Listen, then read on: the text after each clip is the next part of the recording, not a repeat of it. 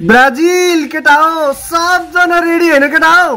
रातभरि कुर्दा कुर्दा कुर्दा बल्ल group स्टेजको draw पनि सक्यो केटा हो। हामी ग्रुप सीमा, हामी विरुद्ध मोरक्को, स्कटल्यान्ड, हाइटी।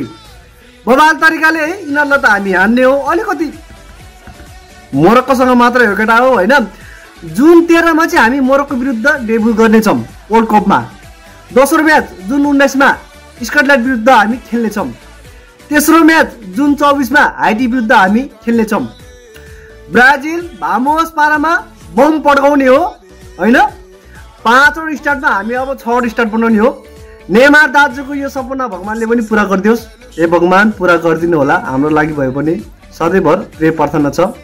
र सबै टिम बबाल तरिकाले छ हैन। स्ट्रङ छ यो पाली। ग्रुप स्टेजमा एकदम हल्का टिम, सजिलो टिम परेछ भनेर तपाईहरु खुसी नहुनु। क्वार्टर फाइनल, सेमी फाइनलमा त झन् त्यही टिमहरु पर्छ। हामी जुनसुकै टिमसँग परे पनि ड्र हुने छैनौं। ब्राजिल ब्राजिल हो सधैँभर। भामोस ब्राजिल।